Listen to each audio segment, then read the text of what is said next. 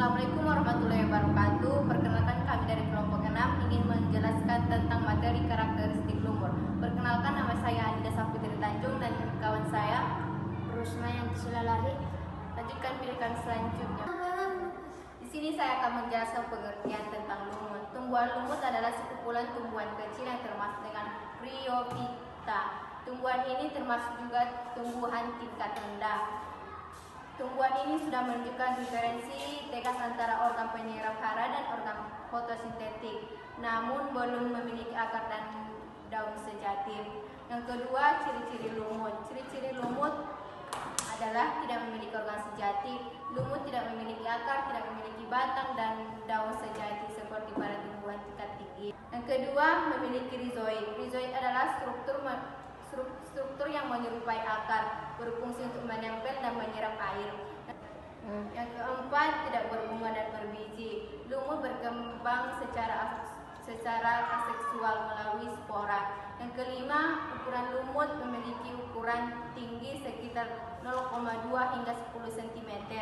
Yang keenam, habitat di tempat lembab. Lumut sering ditemukan seperti hutan, dinding yang basah, dan tanah yang basah. Yang ketujuh, berwarna hijau. Lumut memiliki warna hijau karena mengandung pigmen klorofil. Yang kedelapan, tidak memiliki pembuluh angkut. Yang kesembilan, mengalami pergiliran keturunan atau metagenesis. Yang ketiga adalah jenis-jenis lumut. Yang pertama, lumut hati atau Hepaticae. Lumut hati adalah Marchantiophyta atau lumut hati banyak ditemukan menempel di bebatuan, tanah atau di tua yang tebal. Bentuk tubuhnya berupa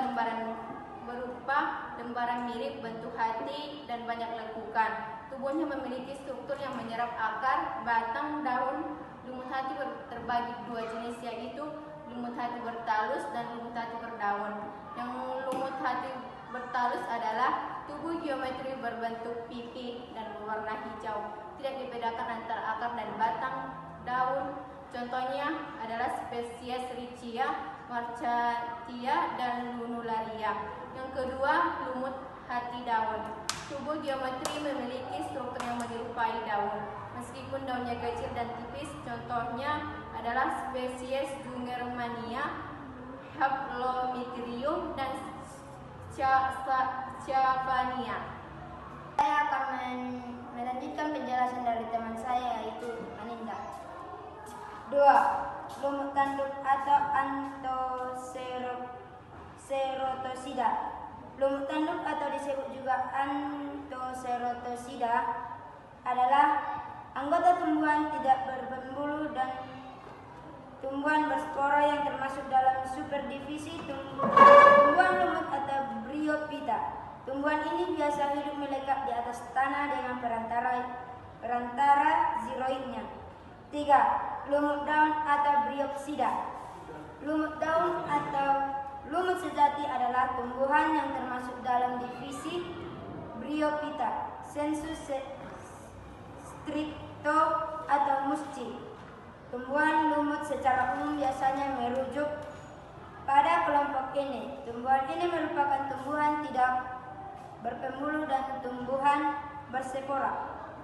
4. Cara reproduksi. Lumut dapat berkembang biak secara seksual atau melalui spora dan aseksual melalui fragmentasi atau pembentukan gemma. 1. Reproduksi seksual terbagi 4, yaitu antheridium, alat kelamin jantan yang menghasilkan sperma; acergodium, alat kelamin betina yang menghasilkan sel telur; zigot, hasil pembuahan antara sperma dan sel telur yang kemudian berkembang menjadi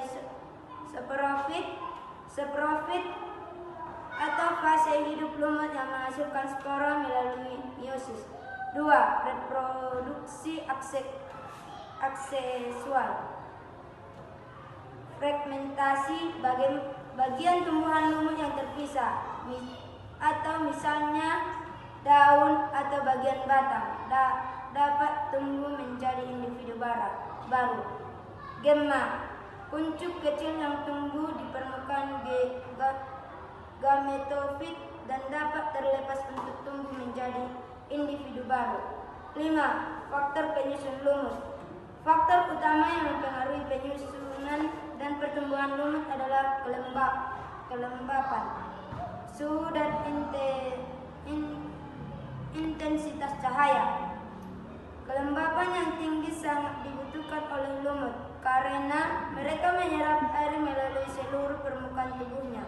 Suhu yang optimal untuk pertumbuhan lumut adalah sekitar 10-30 derajat Celcius. Selain itu, intensitas cahaya yang cukup juga diperlukan untuk fotosintesis. 1. Elaborasi atau kelembapan. Lumut membutuhkan lingkungan yang lembab untuk tumbuh dengan baik. Mereka menyerap air dan mineral melalui seluruh permukaan tubuhnya, sehingga kelembapan cukup penting untuk menyerap nutrisi dan menjaga kelembapan sel. 2. Suhu yang terlalu tinggi atau terlalu rendah dapat menghambat pertumbuhan lumut. Suhu optimal sekitar 10-30 derajat Celcius memungkinkan lumut untuk melakukan fotosintesis dan metabolisme lainnya dengan baik. 3. Intensitas cahaya. Lumut seperti tumbuhan lainnya membutuhkan cahaya untuk melakukan fotosintesis dan menghasilkan energi. Namun lumut tidak membutuhkan intensitas cahaya yang tinggi seperti tumbuhan lainnya. Mereka dapat tumbuh di tempat yang teduh atau